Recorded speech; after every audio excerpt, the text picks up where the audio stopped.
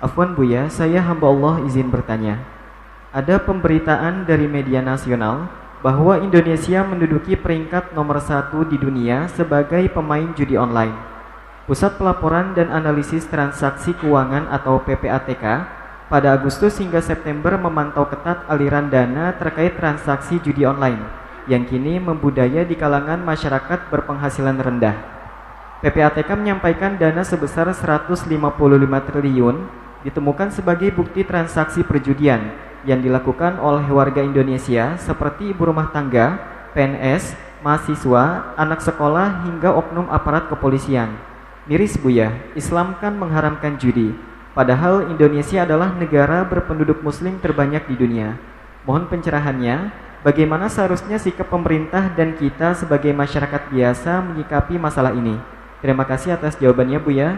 Semoga Buya senantiasa dalam lindungan Allah Subhanahu wa taala. Amin. Wassalamualaikum warahmatullahi wabarakatuh. Waalaikumsalam warahmatullahi wabarakatuh.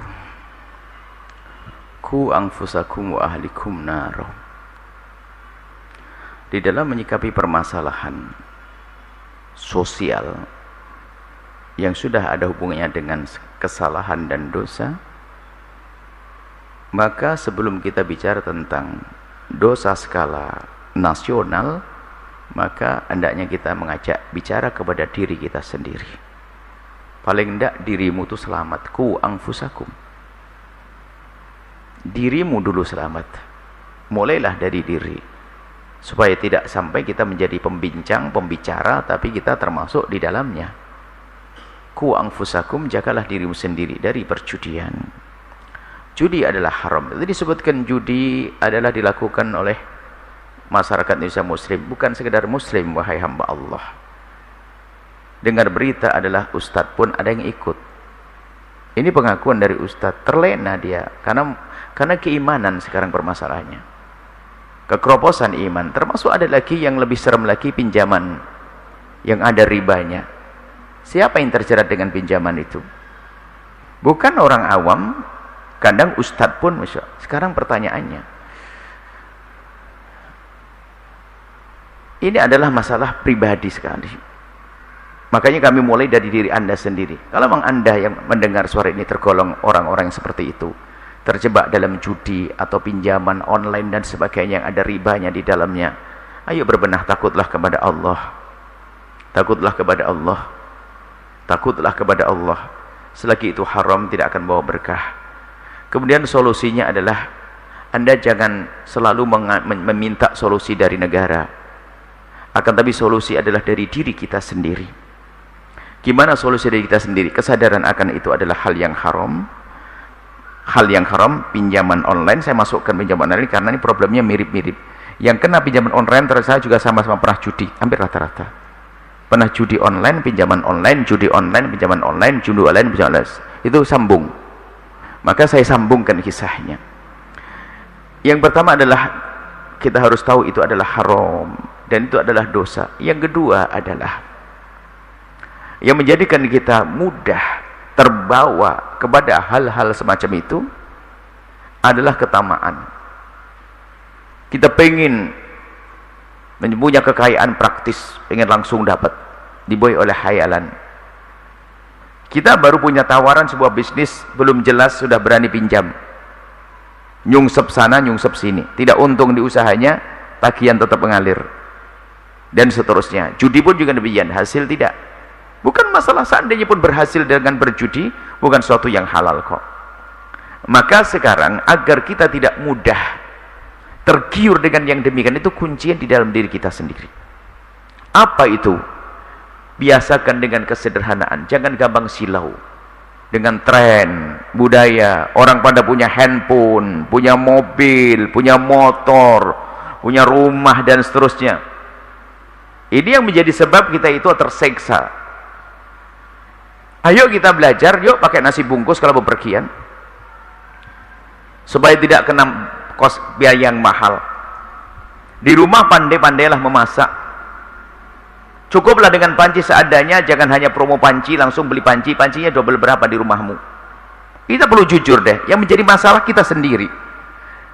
Mungkin kadang kita merenung, ya hari ini katanya wah rakyat miskin dan sebagainya, mungkin hitungan ukuran kemiskinan seperti apa, wallah alam.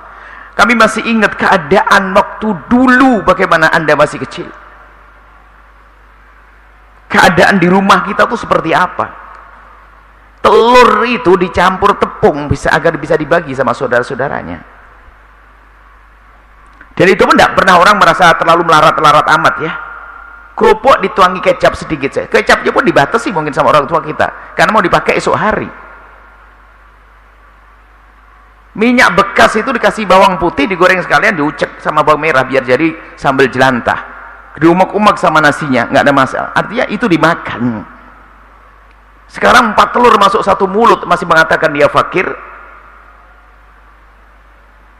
Gaya hidup itu yang merusak, gaya hidup yang merusak. Makanya jangan gengsi deh Anda kalau harus pakai sepeda engkol, pakai motor lama, HP jadul dan sebagainya. Subhanallah, suatu ketika saya melihat orang yang sangat kaya raya. Bagaimana tidak kaya raya, dia punya tanah di mana-mana, memberikan ke pondok dan sebagainya. Suatu ketika ada bangun cintanya, handphone zaman dulu, ditanya WhatsApp nggak ngerti, nggak, saya nggak urusan WhatsApp. Tapi nggak bikin korengan, nggak nempel di mukanya langsung HP-mu jelek, nggak ada tulisannya. Memang Anda menganggap sebuah kebutuhan, loh, menganggap kebutuhan tentunya harus sesuaikan dengan kemampuan kita dong. Jangan gampang latah ikut-ikutan. Jadi permasalahan kita di situ. Sehingga kita biasa mengikuti hawa nafsu, ketamaan kita terus kita besarkan, kerakusan kita besarkan. Dapat duit seberapa pun dia tidak akan puas.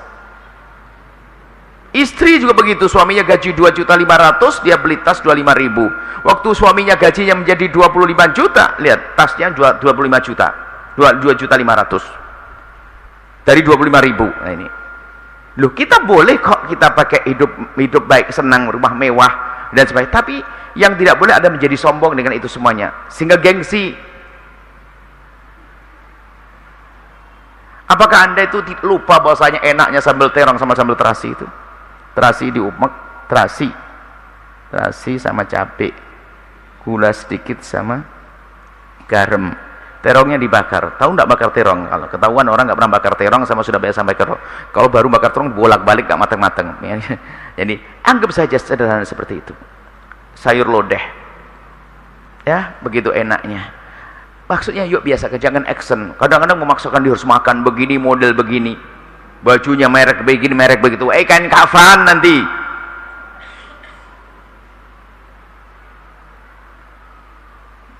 Menganggap ini imamah ini berapa sih biaya harganya?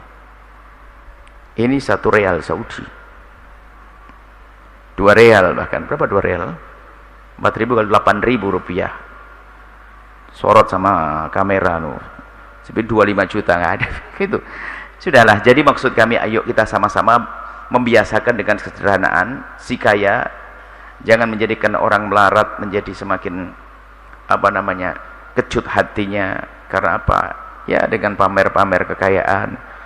Kemudian pamer, kalau orang tampak kekayaan biasa saja. Akan tapi kalau menjadikan orang lalu menganggap kekayaan adalah sebuah kemuliaan, itu aja di masalah. Yang kebetulan rezekinya pas-pasan, ya harus tahu diri dong. Kuncinya adalah kaya hati, bukan rendah kok dengan kefakiran. Di samping itu memang Islam tidak mengajarkan kita fakir. Kita harus hidup mandiri, tidak suka minta-minta dan sebagainya. Itu kan kuncinya di hati. Nah, dari ketamaan itulah menjadikan orang terpesona, sehingga terpesona dengan hal-hal baru. Dia harus membeli sesuatu yang dia belum mampu membelinya. Pinjam online. Mungkin ada berkata, itu buat sekolah anak saya. Iya tahu buat sekolah, tapi sebelumnya itu kan masalahnya bukan sekolah. Sebelumnya itu handphonemu itu loh, motormu sudah ganti baru sebelumnya, sudah punya televisi ganti lagi. Permasalahannya bukan, alasannya selalu anakku mau sekolah, ini mau ke sakit, rumah sakit. Tahu sebelum masuk rumah sakit itu cara hidupmu bagaimana? Di samping kami himbau kepada orang kaya harus sadar untuk bisa menolong saudaranya. Itu terus kami serukan. Akan tapi yuk kita mengajak diri kita sendiri untuk biasa dengan kesederhanaan. Sekarang kadang pengajian saja di setting, ini pengajian orang kaya. Nah, sekolah. Sampai seorang ibu-ibu memaksakan anaknya harus sekolah di situ, dipikir kalau sekolah itu langsung kaya. Ini sekolah ibunya, istri-istrinya, ibu-ibunya itu langsung habis nganterin anaknya kuliner, pamer tas, belanja di Singapura, di Australia dan sebagainya, pamer begitu, masuk Allah. Yang lainnya yang nggak punya ikut-ikut, sudah grup orang kaya langsung kaya, yang nyungsep suaminya, pinjol online dan seterusnya.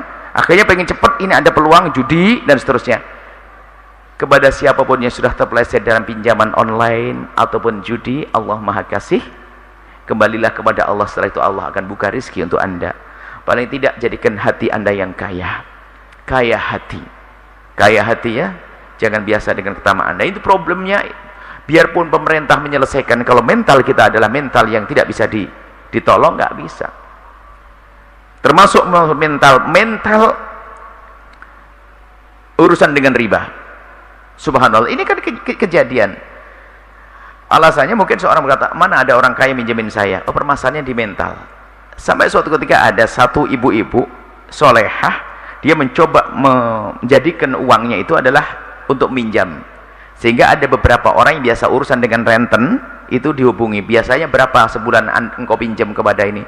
Saya biasa 600.000, saya 1.200.000, oke. Ya sudah, saya pinjemi, kembalikan, nggak pakai tambahan, tapi kamu jangan pinjam ke sana. Jawabnya iya. Tak tanya dikasih pinjam lagi ke sana.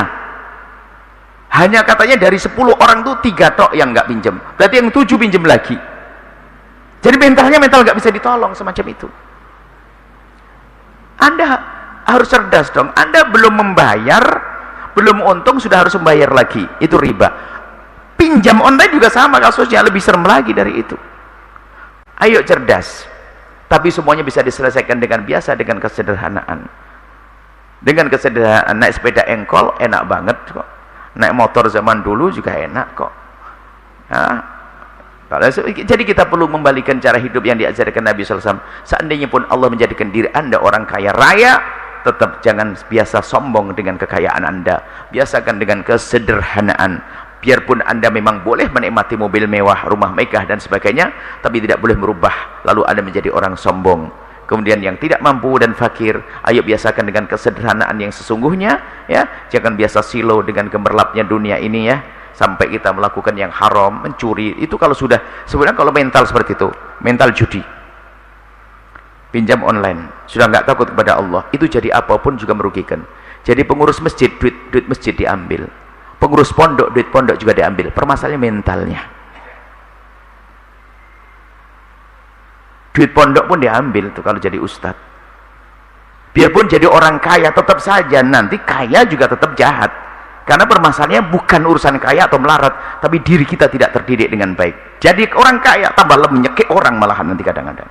Jadi pejabat, padahal pejabat kan sudah dicukupi, tapi tetap jahat. Kenapa? Mental jahat. Maka Anda yang mendengar suara ini, biarpun Anda mungkin seperti yang kami sifati, tapi kami yakin orang insaf akan mudah dirubah oleh Allah. Sadari kalau memang Anda yang biasa pinjam online, judi, kemudian gaya hidup yang salah, ayo segera berubah. Kita harus kembali kepada hikmah yang kita sampaikan. Kita harus jadi orang kaya di akhirat nanti, mulia di akhirat, ya. Jangan sampai kita hanya ngejar kaya di dunia, tapi di akhirat ternyata sengsara. Jauhi yang haram dari urusan harta. Jangan judi, jangan pinjam yang ada ribanya. Ketahuilah yang demikian itu menjadikan hidup Anda tidak berkah dan tersiksa. Ingat, kalau Anda meyakini yang kami sampaikan, kemudian Anda mengadu kepada Allah, kami yakin Anda akan ditolong oleh Allah.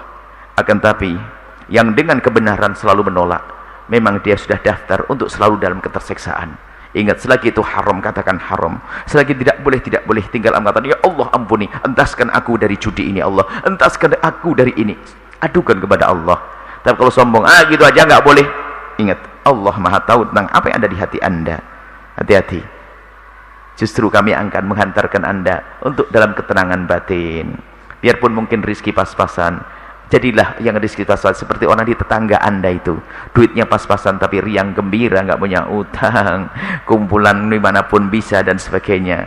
Ya, indah itu yang membuat adalah kita. Dari kita mengusahakan. Allah yang memberikan keindahan, tapi kita mengusahakan, dan itu yang diajarkan oleh baginda Nabi sallallahu alaihi wasallam. Wallahu a'lam bissawab. Setelah Anda menyaksikan video ini, Jangan lupa berselawat kepada baginda Nabi Muhammad sallallahu alaihi wa alihi wasallam.